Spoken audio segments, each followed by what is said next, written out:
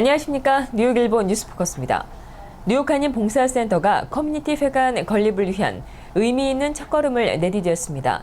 KCS는 29일 플러싱 대동연회장에서 KCS 커뮤니티 회관 건축 기금 모금을 위한 첫 번째 행사를 갖고 퀸즈 지역에서의 회관 마련을 위한 본격적인 여정을 시작했습니다. 300여 명의 참석자가 함께한 가운데 30여 분간의 작은 음악회로 문을 연 이날 행사는 윤영재 백년기획위원회 위원장의 기념사와 류재범 퀸즈 한인회장, 뉴욕 총영사관을 대표해 허정의 동포 담당 영사가 축하 메시지를 전했습니다. 100년대를 우리가 위해서 오늘 이 모인 겁니다. 우리들은 다음 세대, 올라오는 세대를 위해서 우리가 무엇인가 남겨줘야 됩니다. 지금 여기 우리 인구가 10만 명이 넘는다 하지만은 어떤 면에서는 우리가 부끄럽습니다. 아직도 이 경로회관 하나를 우리가 마련하지 못했습니다. 이런 뜻에서 우리가 오늘 이렇게 모인 거로 저는 생각을 합니다. 다음 세대들한테 부끄럽지 않는 조상이 되기 위해서 오늘 이 자리에 섰습니다. 조금이라도 우리가 이 경로회관을 빠른 시일 내에 우리 모든 성의와 정성을 다해서 이걸 이룩해야 됩니다.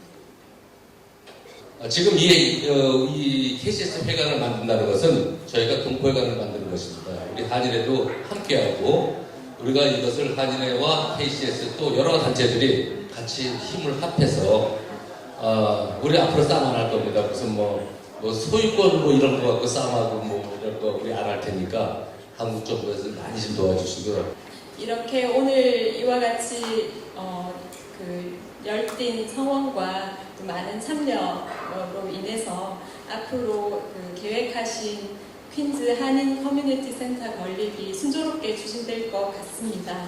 또 퀸즈 한인 커뮤니티 센터 건립이 순조롭게 추진될 수 있도록 뉴욕 통영사관으로서도 관심을 가지고 지켜보도록 하겠습니다.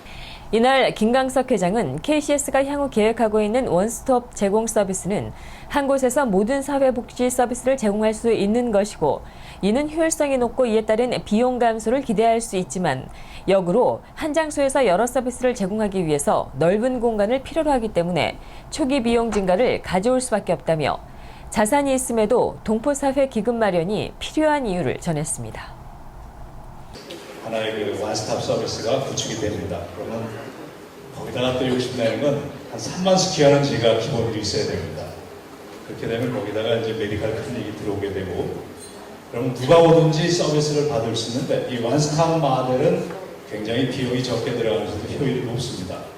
근데 단점이 뭐냐? 큰 건물이 있어야 된다는 얘기죠.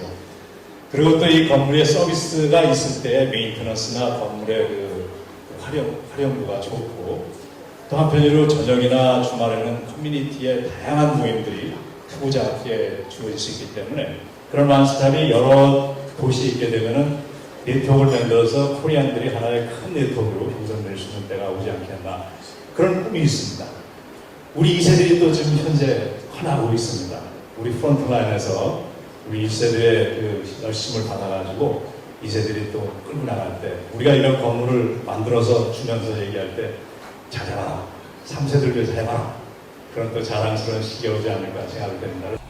이날 행사에서는 리처드리 퀸즈 보로청 예산 담당자도 참석해 뉴욕시에서 펀딩 제공 과정을 전하며 KCS의 기금 모금 규모와 퀸즈 보로청의 예산 규모에 따라 지원액을 가늠할 수 있겠지만 내년 KCS 커뮤니티 회관 마련에 예산 지원을 할 수 있을 것 같다고 말했습니다. 이날 행사에서는 훈훈한 지원 소식도 들렸습니다. 어니스트 이퀄리티사의 존 김 회장은 이날 회사에서 판매되는 모든 페인트 이익금이 아닌 판매액의 0.5%를 KCS 커뮤니티 회관 기금에 기부하겠다고 말했습니다.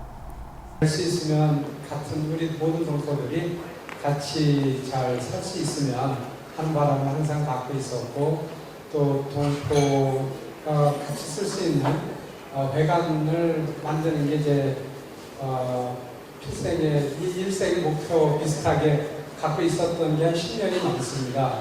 그래서 KCS가 이번에 하는데 조금이라도 도움이 되고자 이렇게 준비를 했습니다. 한편 이날 행사는 KCS 플러싱 경로회관 창립 13주년을 자축하는 자리도 겸해 열렸습니다. KCS 플러싱 경로회관 내에서 운영되고 있는 많은 프로그램에 참석하고 있는 한인 노인들의 공연이 이어졌고 본 행사가 시작하기 전에 미술 프로그램에 참여하는 어르신들의 미술 전시회도 함께 열렸습니다. 또 이날 토비 & 스타비스키 뉴욕주 상원의원은 KCS 플러싱 경로회관 창립 13주년을 맞아 13년 동안 경로회관 어르신들에게 헤어컷, 미용 봉사를 해온 박영수, 이문자, 최은숙, 백오은, 이용근 등 10명의 봉사자들에게 봉사상을 수여하기도 했습니다. 29일 KCS 커뮤니티 회관 건립 마련 기금 행사에 이어 10월 1일에는 한인 정치력 신장의 1번지인 시민참여센터의 기금 모금 행사가 열립니다. 한인사회 정치력 신장을 위해 지난 19년 동안 줄기차게 풀뿌리 운동을 전개해온 시민참여센터는 10월 1일 오후 6시 30분 플러싱 메도우 코로나파크에 있는 테렌스 온더파크에서 기금 모금 만찬 행사를 개최합니다. 시민참여센터 관계자들은 19주년을 맞은 시민참여센터 기금 모금 행사에 한인들의 뜨거운 관심과 격려, 성원을 당부하고 나섰습니다. 저희들이 다음 세대를 위한 정치적인 디딤돌을 놓고 또 그들이 우리 사회에 존경받고 인정받는 그런 커뮤니티의 일원이 될 수 있게끔 만들어가는 기관이기 때문에 동포 여러분들께서 좀 더 저희들을 생각을 많이 해주시고 지지 격려해 주시고 또 오셔서 활동들을 도와주시고 성장할 수 있게끔 많은 후원을 부탁드리겠습니다. 10월 1일 날 꼭 많은 뉴욕, 뉴저지 동포분들이 찾아주셔서 성공적인 갤라를 이룰 수 있도록 도와주시기 바랍니다. 이번 시민참여센터 19주년 기념행사에서는 15만 달러의 기금 모금을 목표로 진행되며 다가오는 20년과 30년을 준비하는 미래지향적 활동에 초점을 맞춰 열립니다. 10월 1일 기금 모금 만찬 소식을 전해들은 한인들은 내 아들, 딸이 뿌리박고 살아갈 한인사회를 위해 내가 해야만 하는 일을 대신해주고 있는 시민참여센터를 지원하는 것은 한인으로서의 보람이고 의무라며 꼭 참석하겠다고 이구동성으로 말하고 있습니다. 뉴욕주 네일숍에 내년부터 공기 오염 물질 측정기가 시범적으로 설치된다고 30일 뉴욕타임즈가 보도했습니다. 이번 공기 측정기 시범 설치는 뉴욕주 정부 또는 뉴욕시 당국이 주도하는 것이 아니라 뉴욕 내 공중보건 관련 시민 사회단체와 클린턴 글로벌 이니셔티브 등 공익단체들이 주도하는 민간 차원의 운동입니다. 네일숍의 자발적인 동의를 얻어 설치될 공기 오염 물질 측정기는 톨루엔과 푸탈산 디부틸, 포름 알데히드 등 네일숍에서 사용되고 있는 화장품 관련 화학물질에서 주로 발생하는 유해 물질의 공기 중 오염도를 측정해 알려줍니다. 아직 의학적으로 명확히 입증된 것은 아니지만 각종 네일숍의 화학물질 때문에 이곳에서 일하는 사람들은 불임과 유산, 호흡기 질환 등에 시달린다는 주장이 꾸준히 제기돼 왔습니다.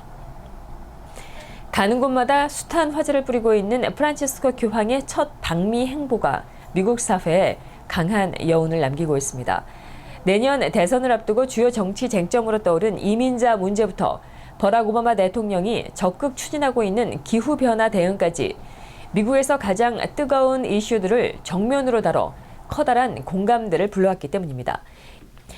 29일 로이터 통신과 CNN 방송, 카톨릭 전문 매체 크로스 등에 따르면 프란치스코 교황은 지난 22일에서 27일 5박 6일 동안의 미국 방문에서 논쟁적인 현안들을 직접 언급하며 상당한 파장을 일으켰습니다. 프란치스코 교황은 23일 공식 환영 행사에서부터 이민자 가정의 아들로서 상당수 그런 이민자 가정으로 만들어진 이 나라의 손님으로 오게 돼 기쁘다며 이민 문제를 화제에 올렸습니다. 그는 다음 날 미의회 상하원 합동연설에서도 미국은 이민자들에 의해 세워졌고 여기에 있는 여러분 상당수도 이민 가정의 후손이라고 지적하는 등 방미 일정 내내 자신도 이민가정 출신이라는 점을 강조하며 이민자의 관대한 사회가 돼야 한다고 촉구했습니다. 아울러 지구온난화 방지를 위한 적극적인 행동을 주문하고 경제적 약자에 대한 보호와 사형제 폐지 등 민감한 현안을 두루 거론해 역시 보수보다는 진보의 편에 섰습니다. 이어진 뉴욕 방문에서는 유엔 총회 연설을 통해 권력과 물질적인 번영을 향한 이기적이고 무한한 목마름이 천연 자원의 남용과 약자의 배제로 이어지고 있다며 자본주의를 비판하는 동시에 환경 보호를 역설했습니다.